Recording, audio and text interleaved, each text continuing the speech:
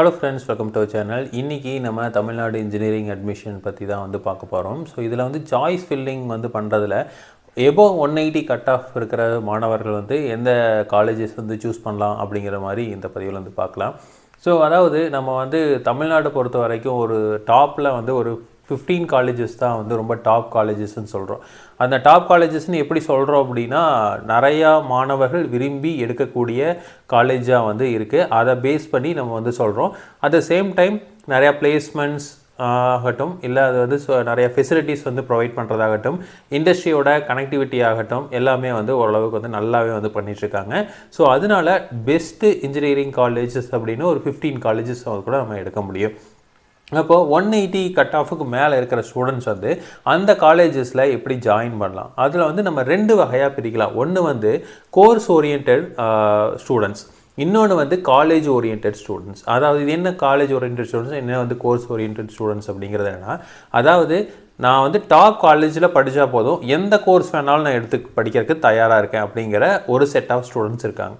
அதே மாதிரி எனக்கு இந்த கோர்ஸ் தான் வேணும், நான் எந்த காலேஜ் கிடைச்சாலும் அந்த கோர்ஸ் படித்தாதான் எனக்கு வந்து அது வந்து ஒரு பிடிச்ச கோர்ஸ், நான் அதை வந்து நல்லா பெட்டராக வந்து பர்ஃபார்ம் பண்ணுவேன் அப்படின்னு சொல்கிற சில செட் ஆஃப் ஸ்டூடெண்ட்ஸ் வந்து இருக்காங்க. ஸோ அப்போது அவங்களுக்கு ஏற்ற மாதிரி நம்ம வந்து காலேஜ் வந்து ஃபிக்ஸ் பண்ணலாம். சரி, இப்போ வந்து எந்த காலேஜஸ் வந்து டாப்பில் ஃபில் ஆகுது அப்படிங்கிறத வந்து ஃபஸ்ட்டு பார்த்தலாம். ஸோ ஃபஸ்ட்டு ஃபில் ஆகுறதுன்னு பார்த்தீங்கன்னா Anna university CEG campus, so college of engineering Guindy campus. ரெண்டாவது வந்து அங்கேயே வந்து MIT campus, Madras institute of technology. அடுத்தது வந்து ஏசிடி கேம்பஸ். ஸோ ஏசிடி கேம்பஸில் வந்து எல்லாமே டிஃப்ரெண்ட்டான கோர்சஸ். அது வந்து ஒரு சர்டைன் பீப்புள்ஸ் மட்டும்தான் எடுப்பாங்க, நிறையா பேர் அதை எடுக்க மாட்டாங்க. ஸோ இந்த 3 காலேஜஸ் வந்து ஃபஸ்ட்டு. நெக்ஸ்ட்டு வந்து பிஹெச்இ காலேஜ் ஆஃப் டெக்னாலஜி, கோயம்புத்தூரில் இருக்க பிஹெச்இ காலேஜ் ஆஃப் டெக்னாலஜி. அடுத்து வந்து Sivasubramania Nadar engineering college. So இது வந்து எஸ்எஸ்என் அப்படின்னு சொல்லுவோம், சிவநாடார் யூனிவர்சிட்டியோட ஒரு பிரான்ச்சு.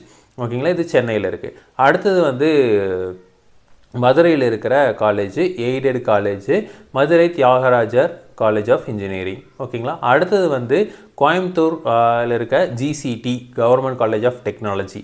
அடுத்தது வந்து பார்த்திங்கன்னா சென்னை இன்ஸ்டியூட் ஆஃப் டெக்னாலஜி. அடுத்தது Coimbatore institute of technology CIT. இது வந்து சீக்கிரம் வந்து ஃபில் ஆயிரும். அடுத்தது வந்து கோயம்புத்தூரில் BHE institute of technology.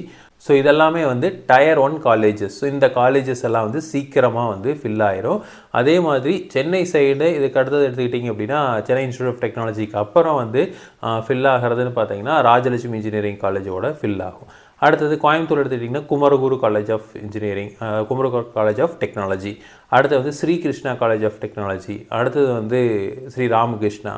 So இந்த மாதிரி வந்து ஒரு 15 காலேஜஸ் வந்து ஃபஸ்ட்டு டயர் 1லேயே வந்து ஃபில் ஆகும். இப்போது இந்த காலேஜஸில் நம்ம எந்த கோர்ஸ் படித்தாலுமே வந்து வேல்யூ வந்து நமக்கு அதிகமாக இருக்கும். இப்போது நான் வந்து 195 எபோவ் வந்து நான் கட் ஆஃப் வச்சுருக்கேன் அப்படிங்கிற பட்சத்தில் இவங்க வந்து எந்த கோர்ஸ் கேட்டாலும் இந்த காலேஜஸில் ஓரளவுக்கு வந்து கிடைக்கிறதுக்கு வாய்ப்புகள் வந்து இருக்குது.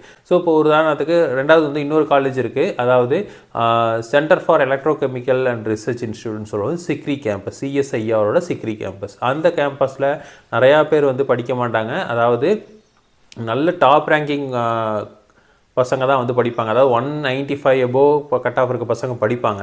இருந்தாலும் எல்லாத்துக்கும் அதில் படிக்கணுங்கிற ஒரு ஆர்வம் இருக்காது. ஸோ ஒரு சில பேருக்கு தான் அந்த ஆர்வம் இருக்கும். ஸோ அவங்க வந்து அதை எடுக்கலாம். மொத்தம் 40 சீட்டு தான் இருக்குது. மற்றபடி பார்த்திங்க அப்படின்னா இந்த காலேஜஸில் எல்லாமே வந்து பசங்க எதிர்பார்க்குற கோர்சஸ் வந்து இருக்குது.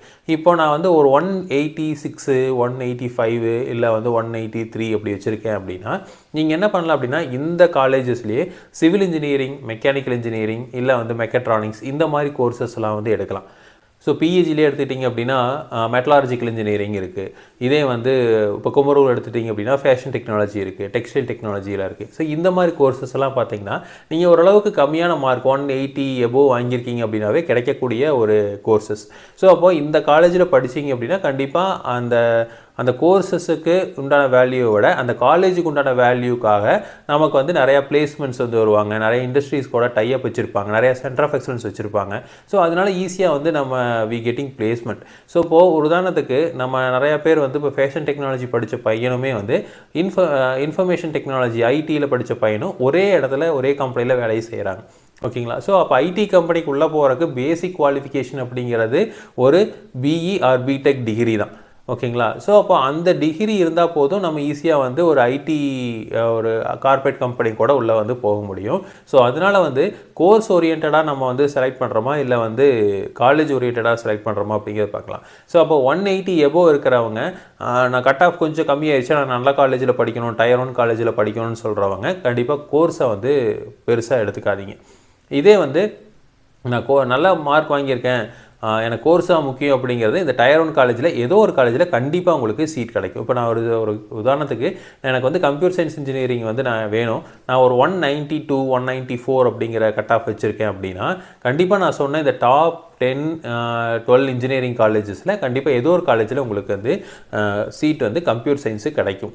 ஸோ அதில் no doubt at all. So இப்போது நான் வந்து 190 எபோவ் கட் ஆஃப் வச்சுருக்கேன், நான் கோர்ஸ் மட்டும் தான் எனக்கு முக்கியம் அப்படின்னா இந்த காலேஜில் ஏதோ ஒரு காலேஜ் எடுக்கலாம். இப்போ இதே வந்து நான் கொஞ்சம் கட் ஆஃப் கம்மியாக இருக்குது, 180 எபோவ் தான் இருக்குது அப்படிங்கிற பட்சத்தில் நீங்கள் இந்த காலேஜஸில் தான் வந்து படிக்கணும் அப்படின்னு விருப்பப்பட்டீங்க அப்படின்னா எந்த கோர்ஸ் வேணாலும் எடுக்கலாம். ஸோ இது வந்து சாய்ஸ் வந்து உங்களுக்கு தான். அப்போ நான் சாய்ஸ் ஃபில்லிங்கில் என்ன பண்ணுவேன் அப்படின்னா நான் ஒரு 184 183 அப்படி இருக்கிறேன், நான் என்னோட கட் ஆஃப் இருக்குது அப்படின்னா நான் சாய்ஸ் ஃபில்லிங்கில் ஃபஸ்ட் எடுத்தோன்னே சிஇஜி கேம்பஸில் ஏதாவது சீட் இருக்குமா அப்படிங்க பார்ப்பேன்.